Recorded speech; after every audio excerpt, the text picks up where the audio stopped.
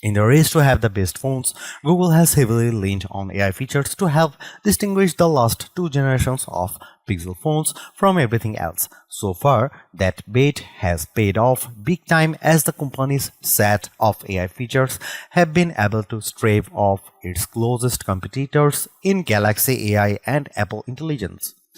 For its 10th generation models, the story is no different as the Pixel 10 Pro and 10 Pro XL are exemplified by AI assistants. I have been able to spend some time with them along with the Pixel 10 to get a feel for what these two Pro phones bring to the table.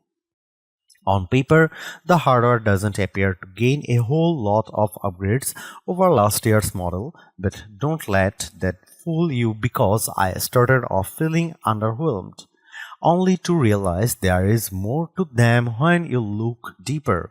In my Pixel 10 Pro and 10 Pro XL hands-on, you will find out exactly what makes them special. There's a little bit of a shake-up with their pricing, one that I can't say for sure if it's good or bad. The Pixel 10 Pro is priced at $999 with 16 GB of RAM and 128 GB of storage. Higher storage options are available at 256 GB, 512 GB and 1 TB, which are priced at $1,099, $1,219 and $1,499 respectively. This pricing structure is identical to the current Pixel 9 Pro, so no surprises here. However, the surprise comes in the form of the price hike with the Pixel 10 Pro XL.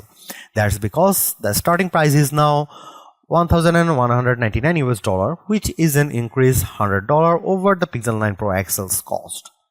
I'm not complaining because it's a price hike nonetheless, but now it's accompanied by 256 GB of storage, which is double the amount offered with the cheapest Pixel 9 Pro XL.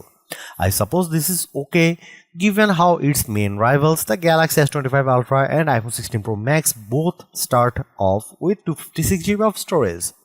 In terms of color options, you get your standard black and white options, porcelain and obsidian.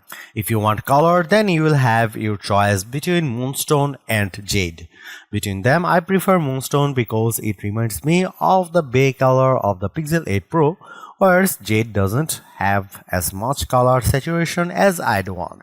Pre-orders for the Pixel 10 Pro and 10 Pro XL are available right now with full retail availability beginning on August 28.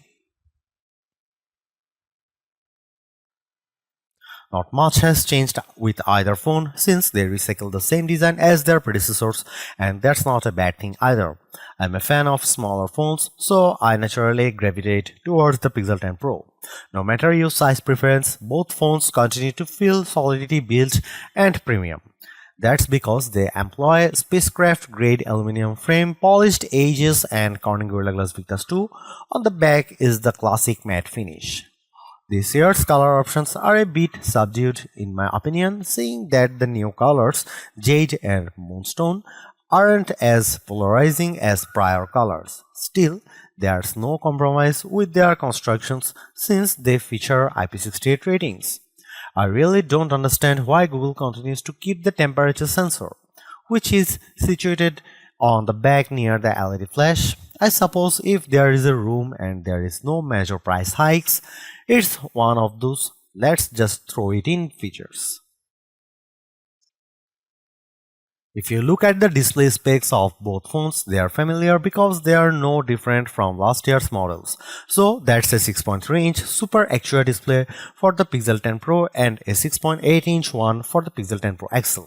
Indoors, they look amazing and have all the hallmark qualities that OLED screens offer.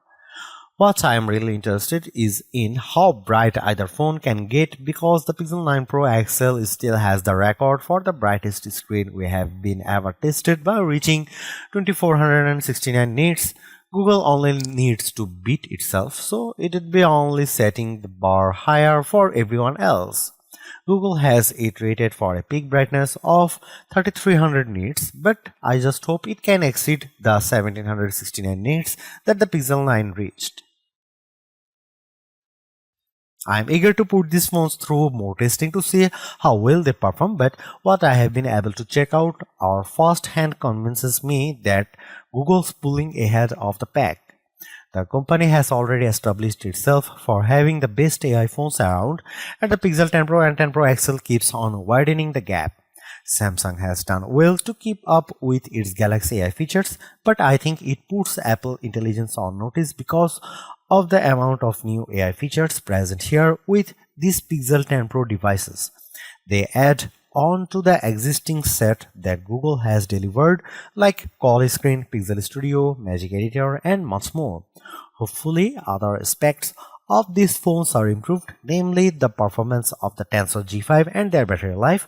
One thing's certain, they make other phones look dumb.